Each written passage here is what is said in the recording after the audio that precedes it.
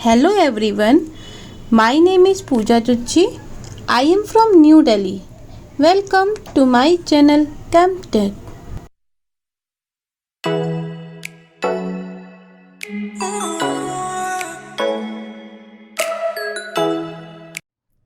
Today we will discuss about versatile nature of carbon.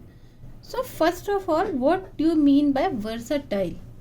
Versatile जैसा कि नाम से ही इसका यदि हम हिंदी बोलें तो इसका मतलब होता है बहुमुखी, यानी जो बहुत अधिक वैरायटी या क्वालिटी रखता हो। सपोज करिए आपका कोई फ्रेंड है जो कि ड्राइंग भी बहुत अच्छी करता है, पढ़ने में भी बहुत अच्छा है, गेम्स में भी बहुत अच्छा है, कहना चाहिए कि मल्टी टैलेंटेड है, तो हम उसको क्या कहेंगे कि she is versatile in nature, यानी मल्टी टैलेंटेड है, या कहना चाहिए कि हर एक चीज़ में मिक्स हो जाता है, या किसी के संग बहुत जल्दी एडजस्ट कर लेता है, या बहुत अच्छी बॉन्डिंग सबके साथ बना लेता है। यानी जब वो किसी ग्रुप में बैठता है तो वो आपका फ्रेंड जो है वो सबके साथ अच्छी बॉन्डिंग शो करता है। तो हमें यहाँ बात करनी है वर्सेटाइल नेचर ऑफ कार्बन की। तो there are two properties of carbon which are responsible for its versatile nature. Carbon को हम वर्साटाइल कह रहे हैं तो डेफिनेटली कुछ ना कुछ स्पेसिफिक प्रॉपर्टी होगी जिसकी वजह से ये क्या है, वर्साटाइल। तो first property is tetravalency. Tetra का मतलब है यहाँ पे 4, वैलेंसी का मतलब है कितने इलेक्ट्रॉन प्रेजेंट हैं वैलेंस सेल में। तो ये हम पहले डिस्कस कर चुके हैं कि कार्बन के वैलेंस शेल में 4 इलेक्ट्रॉन प्रेजेंट होते हैं। कार्बन का एटॉमिक नंबर होता है 6, और यदि हम इलेक्ट्रॉनिक कॉन्फ़िगरेशन लिखें तो that is 2,4। Means valence shell में कितने इलेक्ट्रॉन प्रेजेंट होते हैं, 4 इलेक्ट्रॉन।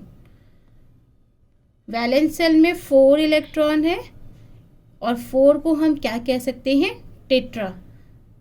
तो कार्बन कैसा होता है, टेट्रावैलेंट। सेकेंड प्रॉपर्टी है कैटेनेशन। कैटेनेशन का मतलब क्या होता है, सेल्फ लिंकिंग कैपेसिटी। कार्बन में सेल्फ लिंक होकर बहुत लंबी लंबी चेन बनाने की कैपेसिटी होती है, इसी को हम क्या कहते हैं, कैटेनेशन। तो अब हम आगे इन्हीं 2 प्रॉपर्टी को डिटेल में स्टडी करेंगे। First one is tetravalency. ये हम पहले पढ़ चुके हैं कि कार्बन जो है वो ना तो वैलेंस शेल के इलेक्ट्रॉन को लूज करता है और ना ही कोई इलेक्ट्रॉन गेन करता है। मीन्स यदि उसे अपना ऑक्टेट कंप्लीट करना है तो ना ही वो इलेक्ट्रॉन को लूज करेगा और ना ही गेन करेगा। तो उसके पास सिर्फ एक ऑप्शन बचता है, और वो क्या होता है, शेयरिंग करना। कार्बन शेयर करके अपने ऑक्टेट को कंप्लीट करता है। और वैलेंस शेल में कितने इलेक्ट्रॉन हैं, 4। बार बार मैं ये रिपीट कर रही हूँ, 4 को हम टेट्रा कहते हैं। वैलेंस शेल में 4 इलेक्ट्रॉन है, तो इसको हम क्या कहेंगे, टेट्रावैलेंसी ऑफ कार्बन। अब कार्बन जो है कई एलिमेंट्स के साथ में कंपाउंड बनाने की टेंडेंसी रखता है, इसीलिए तो हम इसको वर्सेटाइल कह रहे हैं। कौन कौन से एलिमेंट हो सकते हैं, जैसे ऑक्सीजन। आपने देखा होगा कार्बन डाइऑक्साइड का फॉर्मूला होता है CO2। C क्या है यहाँ पे, कार्बन। ऑक्सीजन के साथ बॉन्डिंग करिए उसने तो कार्बन डाइऑक्साइड बन गया। हाइड्रोजन के साथ भी बॉन्डिंग कर सकता है, हाइड्रोजन के साथ बॉन्डिंग करके बहुत सारे एल्केन, एल्कीन, एल्काइन, जैसे मीथेन, मीथीन, मिथाइन, इथेन, इथीन, इथाइन, बहुत सारे हाइड्रोकार्बन का फॉर्मेशन कर सकता है। अब बात आती नाइट्रोजन के साथ में। नाइट्रोजन के साथ में साइनाइड का फॉर्मेशन हो सकता है। क्लोरीन के साथ में क्लोरोमीथेन, जो कि हम किसी को बेहोश करने के लिए यूज़ करते हैं। उसको भी किससे फॉर्म कर सकते हैं हम? कार्बन से। बहुत सारे एलिमेंट हैं जो कि कार्बन बना सकता है। अब पूरी यदि हम पीरियोडिक टेबल देखें तो सिलिकॉन भी क्या होता है? टेट्रावैलेंसी शो करता है, और सिलिकॉन में भी सेल्फ लिंकिंग की कैपेसिटी होती है। लेकिन सबसे अधिक वर्साटाइल बोला जाए, यानी मोस्ट वर्साटाइल एलिमेंट बोला जाए, तो वो कार्बन ही होता है। क्यों? क्योंकि कार्बन जो भी कंपाउंड का फॉर्मेशन करता है उसमें बॉन्डिंग कैसी होती है? स्ट्रॉन्ग। और स्टेबिलिटी के लिए बॉन्डिंग क्या होनी चाहिए? स्ट्रॉन्ग। और ऐसा होता क्यों है? क्योंकि कार्बन का साइज जो है वो बहुत छोटा होता है। सिलिकॉन के आगे यदि हम कार्बन को देखें तो सिलिकॉन का तो 284 इलेक्ट्रॉनिक कॉन्फ़िगरेशन होगा, 14 एटॉमिक नंबर होता है उसका। लेकिन कार्बन का कितना है? 6, यानी कार्बन में सिर्फ 2 ही शेल बनते हैं और सिलिकॉन में 3 शेल बनेंगे। तो जितना ज़्यादा हम न्यूक्लियस से दूर जाते जाएंगे, अट्रैक्शन क्या होता है न्यूक्लियस का आउटर मोस्ट में, उतना ही कम हो जाता है और बॉन्डिंग वीक हो जाती है। और स्टेबिलिटी के लिए बॉन्डिंग क्या होनी चाहिए? स्ट्रॉन्ग होनी चाहिए, जो कि कार्बन के केस में पॉसिबल है due to its small size.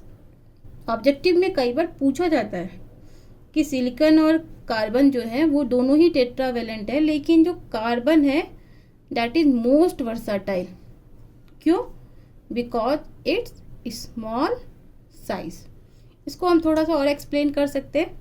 ये कार्बन की स्ट्रक्चर देखिए, 6 proton 6 neutron. Outermost shell में कितने इलेक्ट्रॉन है? 1 2 3 4। इनर में 2 है और आउटर में 4 है, यानी वैलेंस शेल में कितने इलेक्ट्रॉन है?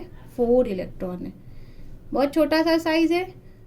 तो प्रोटॉन और इलेक्ट्रॉन दोनों का चार्ज देखिए, पॉजिटिव नेगेटिव, और पॉजिटिव और नेगेटिव के बीच में क्या होता है?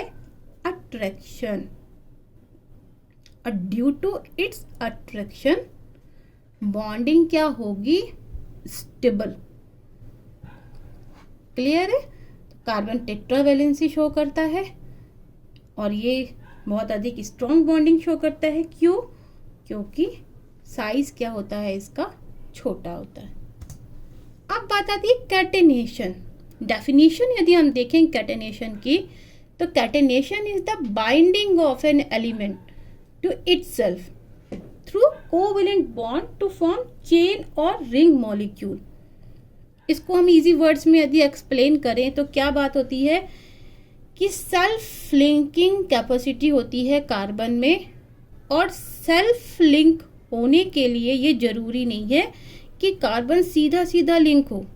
कार्बन रिंग फॉर्म में भी लिंक हो सकता है, कार्बन ब्रांच भी बना सकता है, और कार्बन लिंक, ब्रांच और साइक्लिक तीनों के कॉम्बिनेशन को भी शो कर सकता है।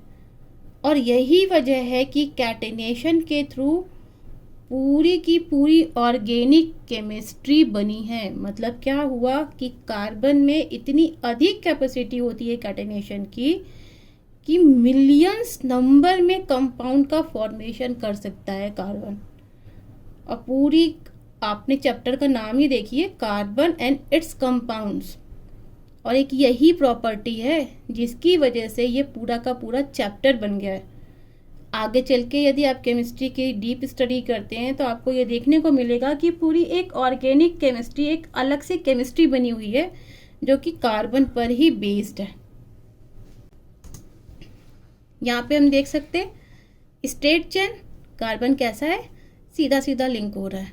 ब्रांच्ड चेन, जिसमें कार्बन के बीच से एक नई ब्रांच का फॉर्मेशन हो रहा है। यहाँ हाइड्रोजन भी ऐड कर सकते हैं वैलेंसी कंप्लीट करने के लिए, या कोई और एलिमेंट भी हम मोनोवैलेंट ऐड कर सकते हैं। क्लोज्ड चेन में क्या होता है? कार्बन आपस में साइक्लिक स्ट्रक्चर का फॉर्मेशन करता है। 3 कार्बन है तो साइक्लो प्रोपेन, यानी कि ये आगे चल के आप देखोगे propane 3 carbon, butane 4 carbon, hexane 6 carbon and so on. 3 carbon का साइक्लिक कंपाउंड, ये 4 कार्बन का साइक्लिक कंपाउंड, ये कैसा है 6 कार्बन का साइक्लिक कंपाउंड। 3 कार्बन में आप देख रहे हो ट्राइंगल बन रहा है, 4 में रेक्टेंगल बन रहा है, 6 में हेक्सागन रिंग बन रही है, 5 में डेफिनेटली पेंटागन रिंग बनेगी। तो इस तरीके से कार्बन जो है वो सेल्फ लिंक होकर नए नए कंपाउंड का फॉर्मेशन करने में पॉसिबल है। अब हमने अभी पढ़ा टेट्रावैलेंसी एंड कैटेनेशन। तो बेसिक डिफरेंस क्या होता है इसमें? Basic difference between catenation and tetravalency is that the catenation includes binding of atom of the same chemical element to form chain or ring structure, whereas tetravalency refers to the ability to form 4 covalent bond। बिल्कुल clear है कि tetravalency में क्या show करता है carbon? अपनी 4 valency को, और कैटेनेशन में क्या शो करता है? सेल्फ लिंकिंग होने की टेंडेंसी को।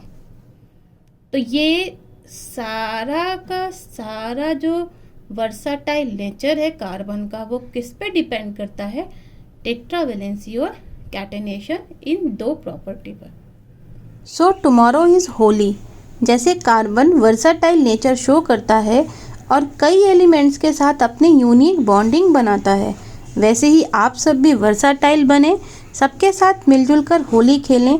इन्हीं शुभकामनाओं के साथ happy Holi. If you like the video, please like, share and subscribe to my channel. If any doubt, write it in comment box. Thanks for watching.